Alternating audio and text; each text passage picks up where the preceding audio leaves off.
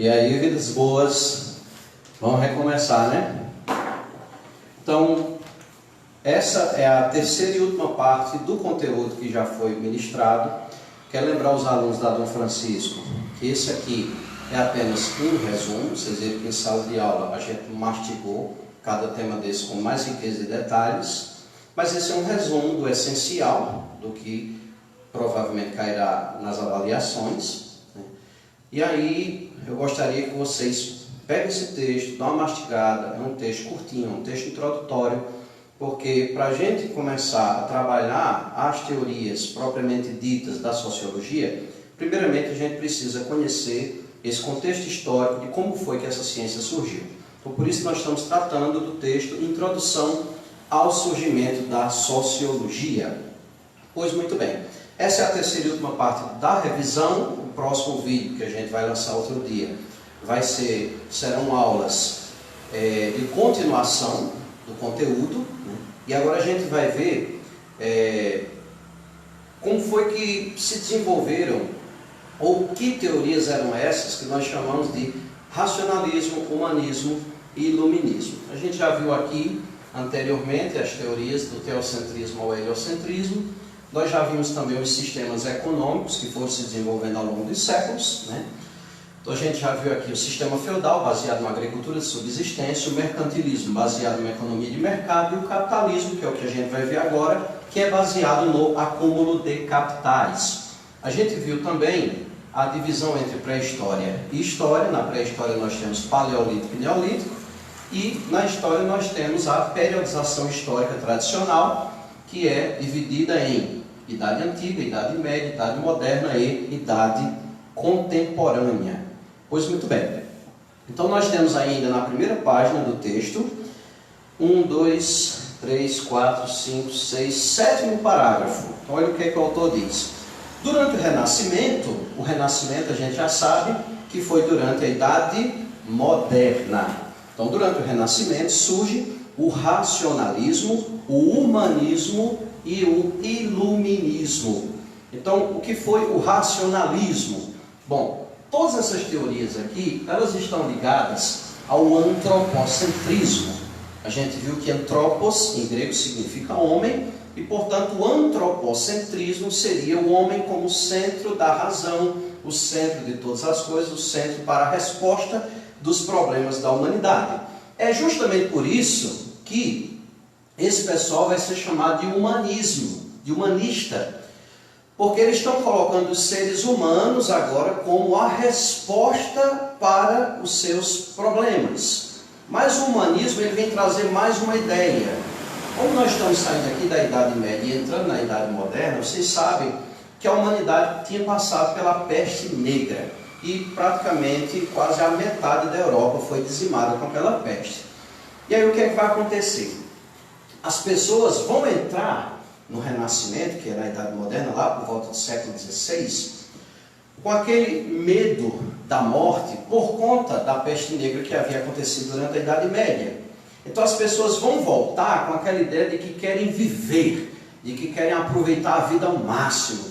E aí o pessoal vai abandonar a ideia do teocentrismo e, portanto, eles vão abandonar aquela ideia de viver uma vida de reclusão, uma vida de oração, e vão procurar viver uma vida na farra, na esbórnia. Então eles vão dizer que agora é a vez do humanismo, porque o ser humano é que vai ser colocado como prioridade. Então eles vão deixar Deus para lá e vão colocar o ser humano como sendo o principal de todas as coisas, que o ser humano tem que aproveitar a vida, que não tem esse negócio de viver com vida de oração e reclusa e tal. Então é isso que eles vão dizer. E por isso durante esse período vai surgir a ideia do humanismo. Bom, outra coisa é o racionalismo, que é a utilização da razão, que a gente já tratou aqui quando explicamos o antropocentrismo, mas tudo isso vai surgir do iluminismo. Então, o que foi esse movimento chamado de iluminismo? Você vai ter um grupo de filósofos, já mais modernos, né? Esse pessoal vai trazer de volta o pensamento dos filósofos da antiguidade clássica, os filósofos gregos. E esse pessoal vai dizer o seguinte: nós temos que encontrar soluções por meio da razão que coloque o ser humano como o centro de todas as coisas, o maior beneficiário de todas as coisas. E o maior agente, como é que a gente pode dizer? Vamos colocar o ser humano para ser protagonista da sua história. E aí os iluministas vão dizer o seguinte: a Idade Média foi a idade das trevas, agora nós estamos na Idade Moderna, é a idade das luzes, é a idade da gente trazer o conhecimento da Grécia Antiga de volta e a gente começar a desenvolver a ciência a partir daí. Então, vão trazer aqueles conhecimentos já desenvolvidos na arquitetura, na matemática, na biologia, na física, na química, né? Então eles vão trazer esses conhecimentos da antiguidade à tona para esse período que nós vamos chamar de Renascimento.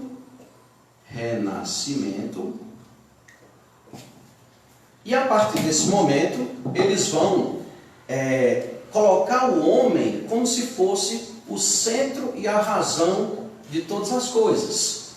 Então nós temos o iluminismo como aquela ideia de que são os homens iluminados, são os caras que detêm o conhecimento, detêm a verdade, que vão questionar tudo. Vamos questionar a igreja, vamos questionar as instituições políticas, vamos questionar o modelo de economia que nós tínhamos no passado, que era o modelo feudal, aquele modelo em que havia os estamentos, nobreza, clero, servos. Então eles vão começar a questionar. Os iluministas são aqueles caras que vão começar a dizer que a partir desse momento nós estamos vivendo uma nova época e que o ser humano ele passa a ser o protagonista da história da humanidade.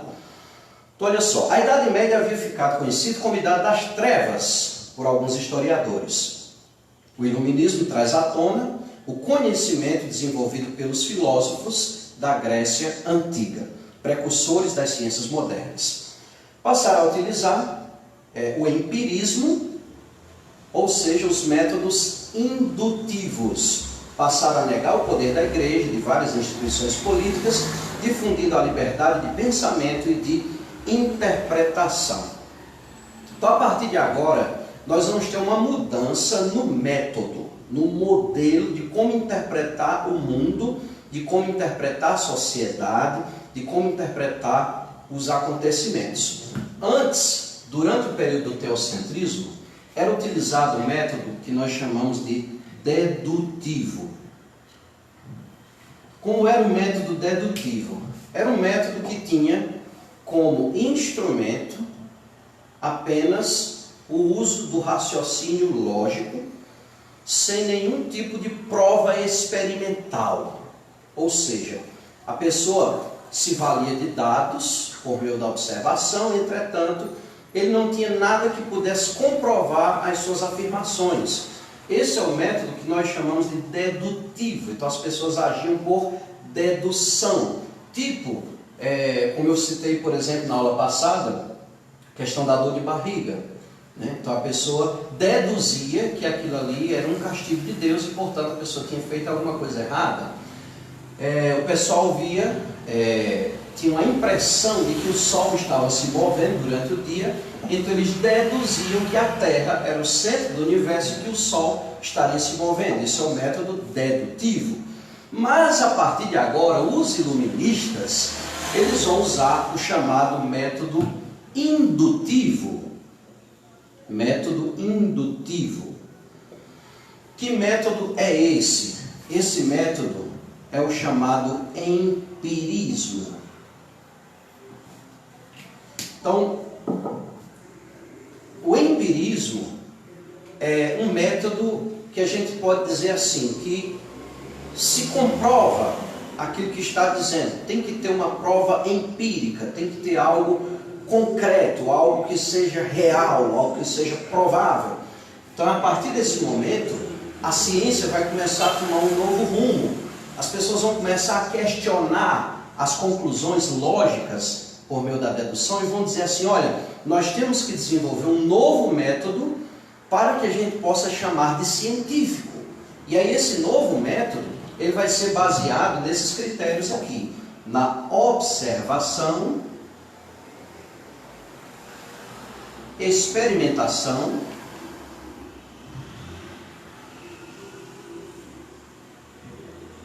cálculos estatísticos e interpretação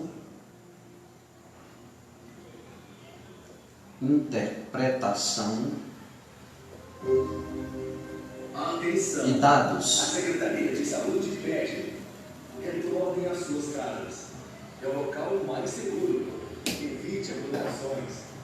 Estão ouvindo aí o que a Secretaria está dizendo, né? Então é por isso que eu estou filmando, estou gravando e mandando para vocês estudarem em casa. Então veja bem, quais são os critérios utilizados agora, que nós vamos começar a chamar isso de ciência moderna. É um método indutivo que é baseado no empirismo, ou seja, nós precisamos de provas concretas daquilo que nós estamos afirmando. As coisas não podem ser mais através de uma simples dedução. E aí o que é que vai acontecer? Os critérios são a observação, a experimentação, os cálculos estatísticos e a interpretação de dados. Então, a partir daí que vão surgir esses novos modelos de metodologia científica. Veja que até agora nós não estamos falando na ciência social, até agora a gente não entrou na sociologia. Nós estamos mostrando o que foi acontecendo ao longo da história da humanidade que vai levar ao surgimento dessa ciência que nós chamamos hoje de sociologia. Então vai lá para a segunda página do texto, e o texto diz assim: em contraposição ao teocentrismo se coloca o antropocentrismo, ou seja, o homem como centro de todas as coisas e suas ideias como a fonte da resolução para a resolução dos problemas. O mercantilismo é uma economia baseada no mercado. Trouxe de volta o comércio, após o fim das invasões dos bárbaros, e deu início às grandes navegações, que isso aqui eu já falei um pouco na aula passada. Este foi o ponto de partida para que ocorressem as revoluções industrial, que vai ser aqui, Revolução Industrial, e depois Revolução Francesa. Então, olha só, minha gente, a partir do século XVI, o mundo vai começar a mudar, a história da humanidade vai começar a mudar. Por quê? Você vai ter ali a Revolução Protestante, ou Reforma Protestante. Então, a partir do momento que você mexe com a religiosidade, que é intrinsecamente ligada à política, a partir daquele momento, você passa a ter a liberdade de interpretação e a liberdade de crença. Pelo menos vão começar a batalhar por isso. Depois, um pouco mais à frente, vem a Revolução Francesa, que a gente vai ver lá na frente, que ela tinha como objetivo derrubar a chamada monarquia absolutista que tinha na França. Então você tem um rei com poder total e, através da Revolução Industrial, você vai acabar com aqueles estamentos, que era a nobreza, o clero e os servos, e agora vão incluir a burguesia. E a partir do momento que cai o sistema feudal, vão surgir as chamadas primeiras repúblicas, e na Inglaterra vai surgir a monarquia parlamentarista, através da Revolução Inglesa, que não vai entrar no nosso conteúdo. A gente vai ver isso em história. O pessoal do segundo ano é que vai estudar a Revolução Inglesa. Então veja bem, a partir desse momento, o mercantilismo, que é um sistema baseado na economia de mercado, ele vai sofrer alterações com o surgimento da máquina a vapor. Então a gente já viu que mudou na religião, mudou na política, agora vai mudar na economia também. Então, do século XVI em diante, vão acontecer sucessivas mudanças na organização, na ordem mundial, né? Então vai surgindo uma nova ordem mundial, e aí nós estamos caminhando do mercantilismo agora para o capitalismo, e o capitalismo vai surgir de fato quando ocorre a criação da máquina a vapor, que é o que nós chamamos de Revolução Industrial. Então vejamos, o mercantilismo, a economia baseada no mercado, trouxe de volta o comércio após o fim das invasões dos bárbaros e deu início às grandes navegações. Esse foi o ponto de partida para que ocorressem as revoluções industrial e francesa, que puseram fim ao sistema feudal e levaram ao surgimento do capitalismo. Então, a Revolução Francesa vai colocar um fim no sistema feudal, porque ele vai acabar com a monarquia absolutista, e a Revolução Industrial vai trazer o capitalismo, ele vai desenvolver o capitalismo através da invenção da máquina a vapor.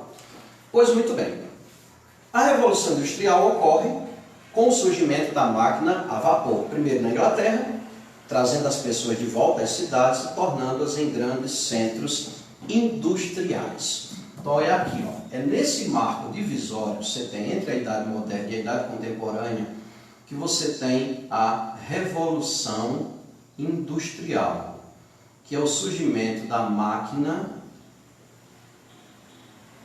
a vapor. O surgimento da máquina a vapor. O que mais? Isso vai acontecer primeiramente na Inglaterra, depois na Alemanha, depois em outros países. E se durante a Idade Média, quando termina aqui o Império Romano, você vai ter as pessoas saindo da cidade, indo morar no campo, com medo das invasões dos bárbaros, a partir daqui você vai ter 80% da população morando, a partir de agora, no campo.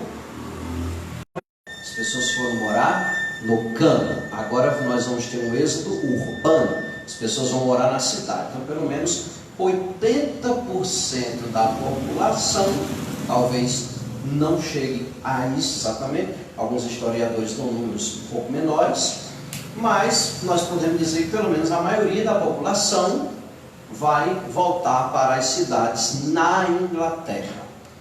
Por quê? Porque agora tem máquina a vapor, agora tem indústria, agora o pessoal acha que tem emprego para todo mundo. E é aí que vai começar todo o problema que vai culminar com o surgimento da sociologia. Vai ser justamente quando o pessoal vai todo mundo para a cidade, não tem vaga de emprego para todo mundo, não tem casa para todo mundo, vai se gerar um caos social. E é daí que vem a necessidade de começar a estudar a sociedade como ciência. Bom, nesse momento vai surgir mais uma classe social, que é o proletariado. Então, veja que está em negrito aí no seu texto, viu? Então, o que é o proletariado? São os trabalhadores assalariados. Então, aqui você não tinha trabalhadores assalariados. Aqui você tinha pessoas que trabalhavam na roça ou criavam animais, mas eles trabalhavam no campo. Parte do que eles produziam ficava para o dono da terra e parte ficava para a subsistência deles. Aqui você tinha pessoas que prestavam serviços e essas pessoas eram pagas por aquele serviço X que fazia. Tipo, vamos descarregar o navio, então vamos ganhar X para fazer tal viagem. Então era uma empleita. O pessoal ganhava para fazer aquele determinado serviço. Mas agora vai surgir o proletariado, que é uma novidade, que é o trabalhador assalariado. É aquele cara que vai receber o dinheiro todo mês. Isso vai surgir a partir daqui, ó, a partir da Revolução Industrial, a partir do surgimento do capitalismo. Então o que vai acontecer? O cara vai vender horas de trabalho. Então eu trabalho, sei lá, 8 horas por dia, na época eles trabalhavam 12 horas por dia, tinha lugar que era mais ainda, 14 horas, 15 horas por dia, mas a média era de 12 horas diariamente. Então esse pessoal ganhava por hora e no final do mês eles recebiam X pela quantidade de horas trabalhadas, pela mão de obra que eles estavam vendendo ao burguês, que era o dono da fábrica, da indústria, etc. Pois muito bem, surge o proletariado, ou seja, os trabalhadores assalariados. Aos poucos vai desaparecendo a figura do artesão. Lembra que a gente falou que aqui durante a Idade Média, no sistema feudal e aqui no sistema mercantilista, enquanto não surge a máquina a vapor, durante todo esse período você vai ter artesãos. Então você queria um sapato, não existia fábrica de sapato, então você ia no artesão sapateiro, o cara ia tirar a medida do seu pezinho, né? Ele ia cortar o couro, ele ia tingir, costurar, dar o acabamento final. Você queria uma roupa, você não tinha uma loja de roupa, você ia no artesão alfaiate, no costureiro, e aí aquela pessoa ia tirar a medida do seu corpo, né? Ia fazer a sua roupinha, tudo bonitinho, de acordo com o seu formato de corpo. Então isso é o artesão. Mas agora, com a Revolução Industrial, que é o que vai levar ao surgimento do capitalismo, agora nós temos fábricas. E se um sapateiro levava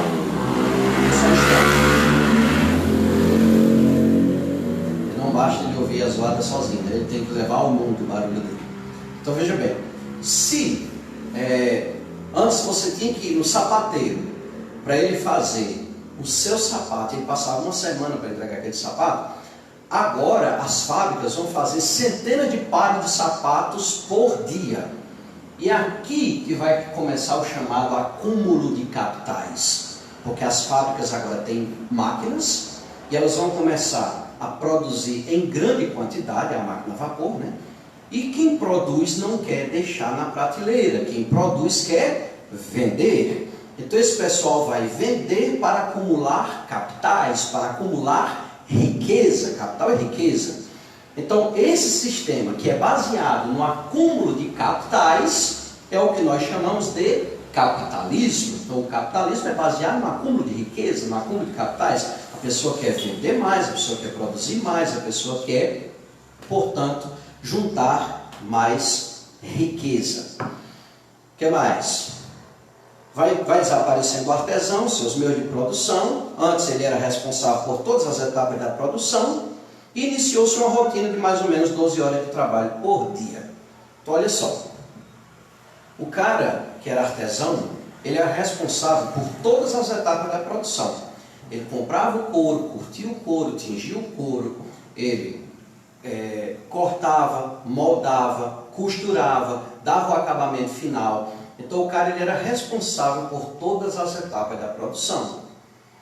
Agora as coisas vão começar a mudar. Com o surgimento da máquina a vapor, você vai ter numa fábrica seções. Cada seção vai ser responsável por apenas uma etapa da produção.